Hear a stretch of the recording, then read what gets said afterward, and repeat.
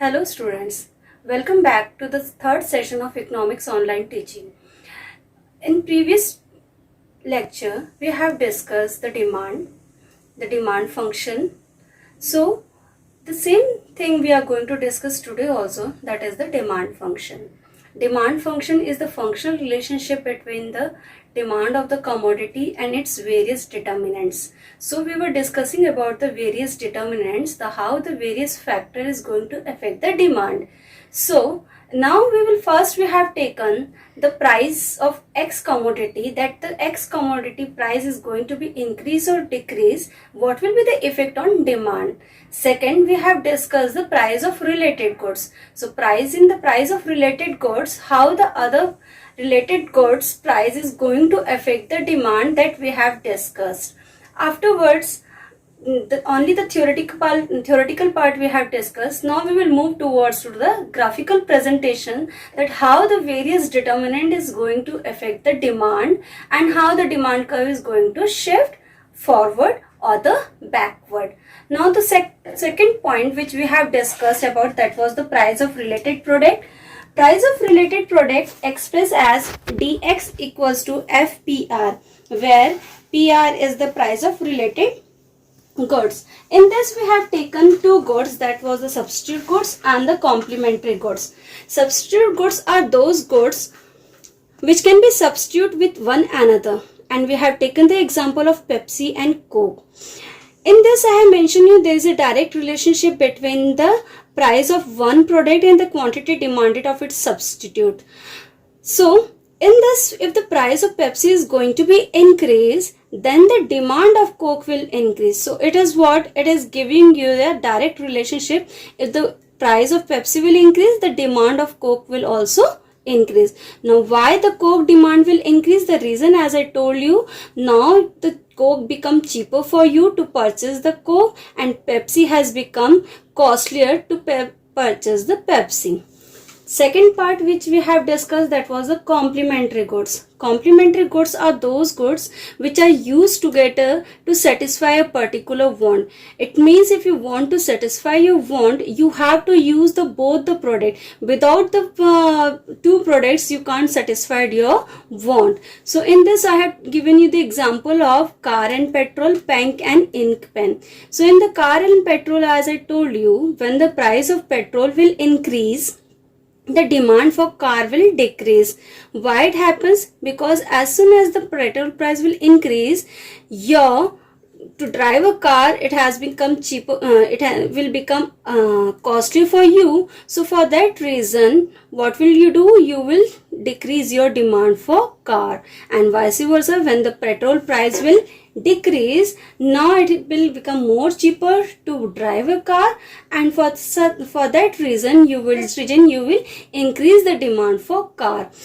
So in this, there is an inverse relationship between the price of the product and the quantity demanded of its complements. So price of product is what? That is the petrol price, and quantity demanded is increasing or decreasing is what? That is the car demand. So it gives you inverse relationship. Why? Because when the petrol price is increasing, the demand for car is decreasing. So graphically now we will explain how it is going to increase the demand and decrease the demand. So first we are going to take the substitute goods.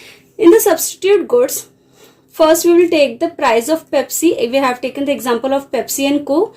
So when the price of Pepsi will increase, the demand of Coke will increase. It is increasing, this is also increasing, and this is also increasing.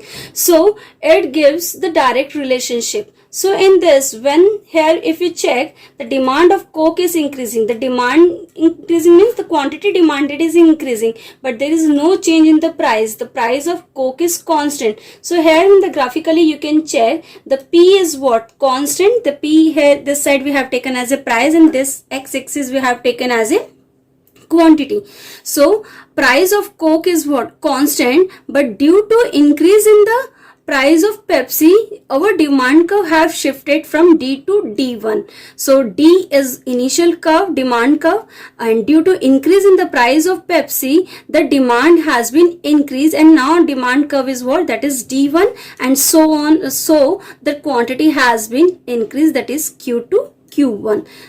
Second, is the decrease in the demand, decrease in the price, and due to decrease in the price there will be decrease in the demand also. Again there is a direct relationship.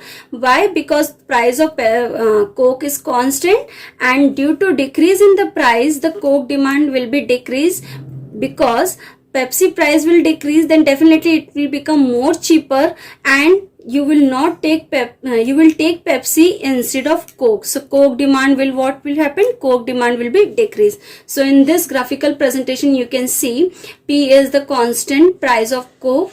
When the price of Pepsi will decrease, the demand of Coke will also decrease, and the demand curve, this is the initial demand curve D is going to shift backward, that is D1, and the quantity which earlier was Q, now the next quantity is Q1. It means it is decreasing. The quantity demanded for the Coke is going to be decreased. So why such thing is happening? This is also known as a cross price effect. Why cross price effect? The reason is that the price of Coke is not changing, but the effect on demand is what? The demand of Coke is increasing and decreasing because the cross effect of the price of Pepsi is making a changes in the demand. So for that reason it is also known as a cross price effect also.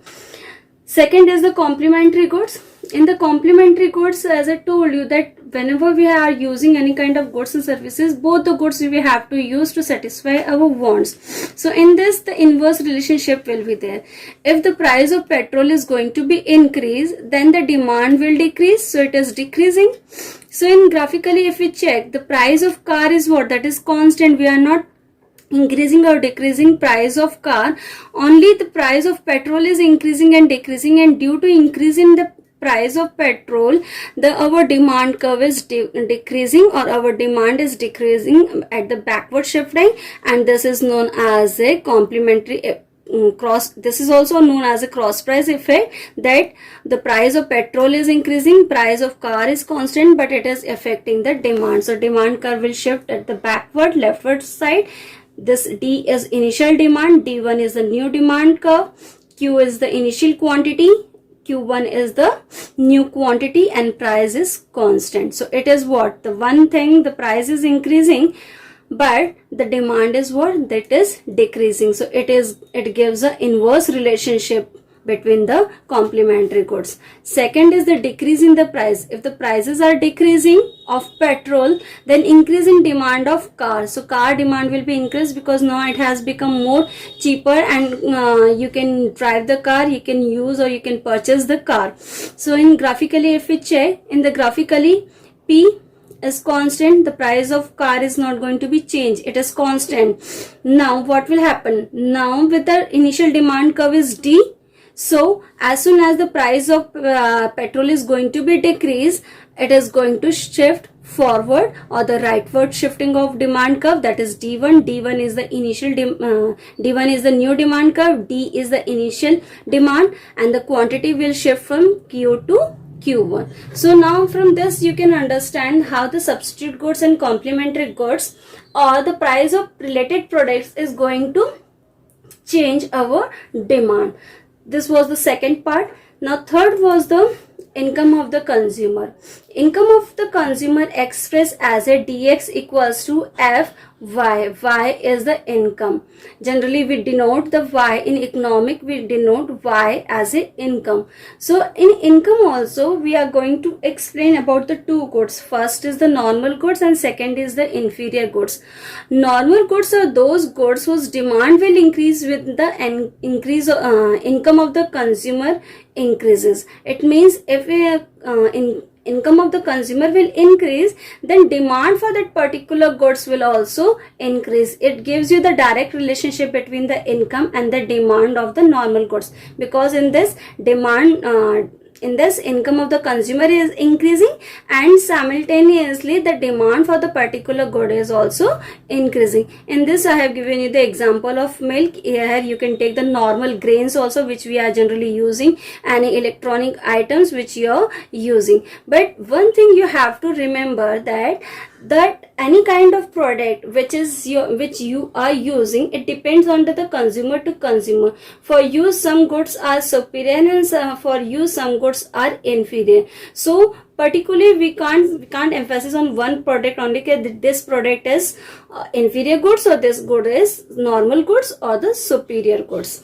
Second, we have second is the inferior goods. Inferior goods are those goods whose demand for which decrease when the income of the consumer goes increase, and the vice versa.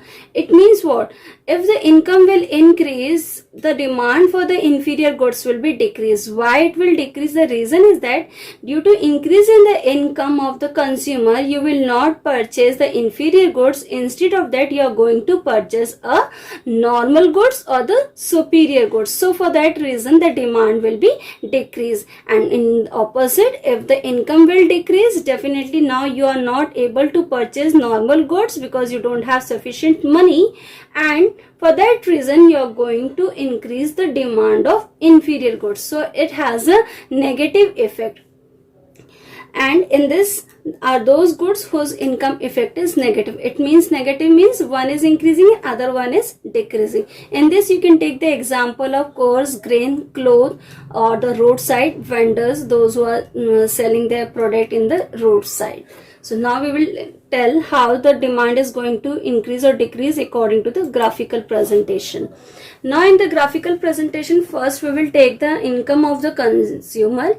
In the income of a consumer, first is the normal goods. As I told you, normal goods has a direct relationship. So if the income will increase, the demand will also increase. So in the first part, if you check the price of that particular product, the price is not going to be changed. Price, suppose if I am taking the example of milk, the milk price is not going to be changed, but definitely if your income will increase, you will demand more for milk. So in this, as soon as the income will increase, your demand curve will shift to the right hand side, and forward shifting of demand curve will be called. So initial demand curve is D and new demand curve is D1. The quantity is going to be increased from Q to Q1. So it gives you the direct relationship. Second is income decrease, the demand will also decrease. It means what? If the income is decreasing, then your demand for normal goods will also decrease because you don't have sufficient money to buy a normal goods. So for that reason, demand will decrease.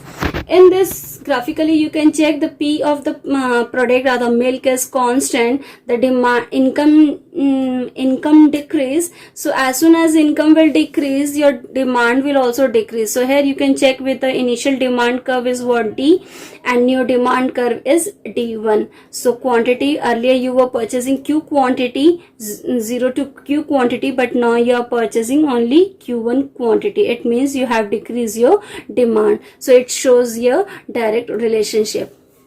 Second part of income of the consumer is inferior goods. In inferior goods, as I told you, they have the inverse relationship. So when the income will increase, demand will decrease.